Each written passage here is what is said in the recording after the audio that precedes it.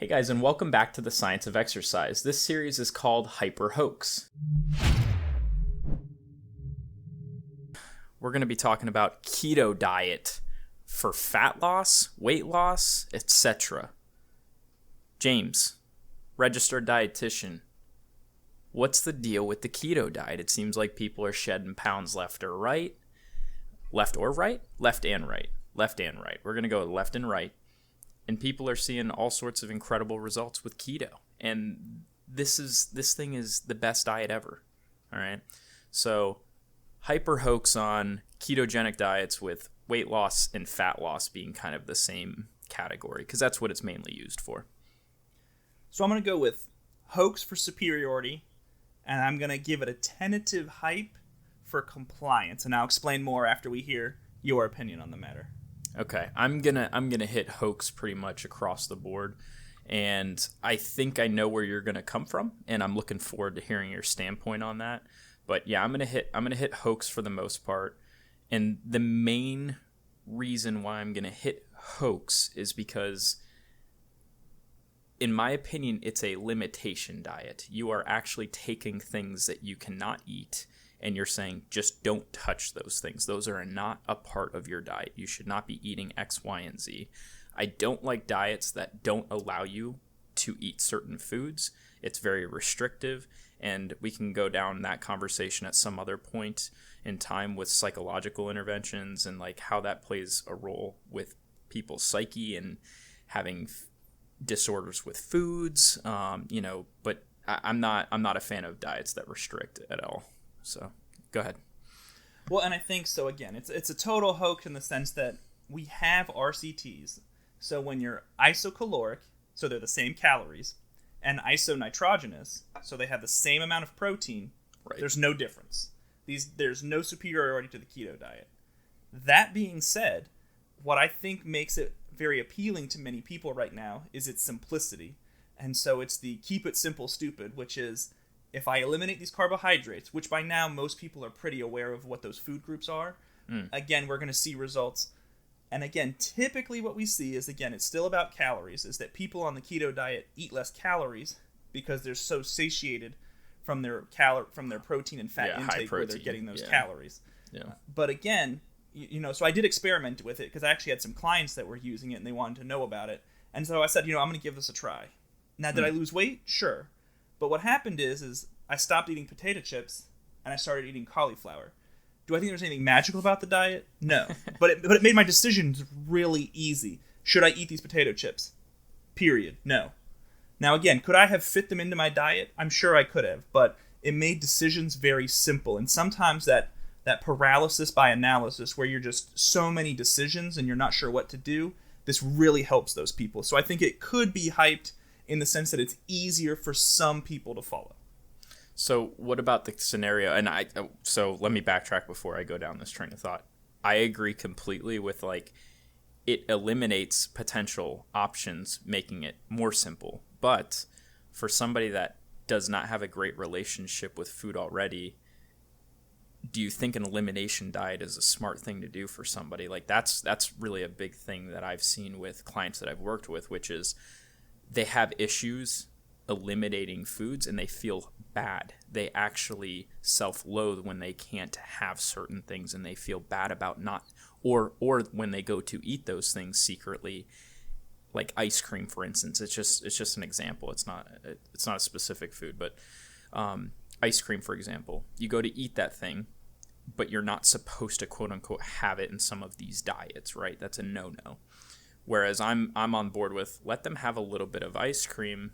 That's okay as long as it fits within the macros and the overall arching goal and allows them to stay on track. So that's kind of where I get in a little bit of an issue with this diet. I would agree. And I think that's part of it and something that we're not going to know more of until we get some more longitudinal studies. But yeah, anytime you quote unquote demonize foods or make foods the list of forbidden foods, and this is for any diet, not just keto, but anytime you say, you can never eat fruit, it's too high in sugar. You can never eat carbs, or we can go the opposite and say, well, you can never eat fat. You should always eat a low-fat diet like we did in the 90s and in the early 2000s. Yeah. I think anytime we demonize a food group like that, we're setting up the potential for psychological issues. Now, again, you have to have the right personality type Right. in the right conditions with those kinds of restrictions. So it's no guarantee, but again, I think it definitely doesn't help the problem for sure. So again, if somebody already has a disordered relationship with food where they're afraid of certain foods or they're uncomfortable having to make those choices, I definitely agree that then increasing their burden and demonizing more foods is definitely not the solution.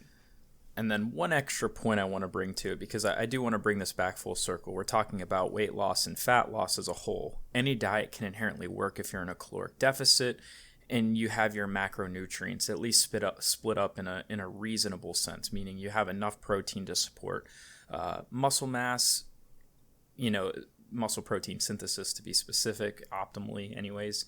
And your carbohydrates are sufficient for energy and your fats are sufficient for hormone regulation. But if you're in a caloric deficit, you're going to lose weight regardless of the diet. But I'm gonna take this one step further with the ketogenic diet and go with, you hear people mentioning that they are keto or I am keto. They start affiliating almost like in this cult or zealot sense, like I am better than because I am keto. And that also kind of begins this really deep talk, philosophical talk about like being in a camp essentially. And it's not very enticing for people that are new and are trying to learn how to lose weight, in my opinion. Like that's a whole nother conversation with the diet as well. So Well, see, and it's interesting you say that. I actually think the exact opposite, in the sense that by belonging to this tribe or this family, there's no really tribe or family for, well, what should I eat? A little bit of everything and you'll be fine and healthy. That's just, and everybody else. Whereas with the keto diet, there are specific Facebook groups, there are specific cookbooks, and once you've kind of bought in and you kind of have joined this community or family, for better or worse, they're going to support you in that specific endeavor full, like all in, wholeheartedly with full gusto. So I think for some people it is nice that, hey, if I'm going to say I'm keto, there are people that will teach me, hey, you can make cauliflower mash and you can make this pasta alternative and you can make this, and you do have a lot of social support.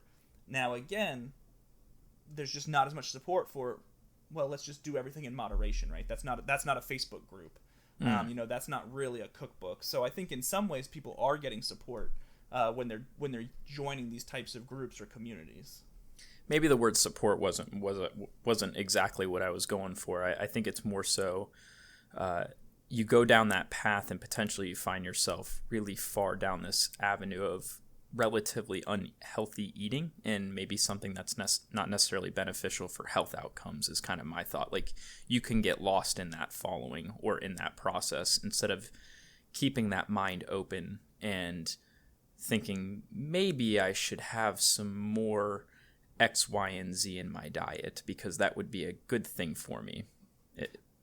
I got you. And I think that I do agree that is a possibility, yes, you start to develop this tunnel vision where there's only one solution to a problem. Correct. And so then trying to consider other things or incorporate other things can present additional challenges. I would say that is, and there are other diets that I know we'll talk about, during these episodes to discuss that, but I do think that is a possibility that, yes, once you start to create only one solution for problems, you kind of can be very closed-minded and not open to how you might be able to fix problems or adjust things. That's exactly you made the conversation a lot easier for myself. I didn't know exactly where I was taking. I knew where my mind was trying to take it, but my words weren't quite hitting it, and I think that was a really really well articulated. So I appreciate that. All right, so ketogenic diet for weight loss and fat loss, HYPE or HOAX. Again, I'm gonna hit with still HOAX, but again, any diet inherently with some of those criteria that we mentioned earlier, caloric deficit, having sufficient protein, as long as your fat numbers are at least at a baseline number to maintain hormone health, and carbohydrate carbohydrate intake to support energy output, as long as it's sufficient. I mean, any diet inherently is going to work. So I guess you could say a little bit of HYPE for that, but as a whole, I don't think the diet's inherently better than any other one. Yep, I'm going to stick with my final verdict. I'm going to stick with HOAX for superiority.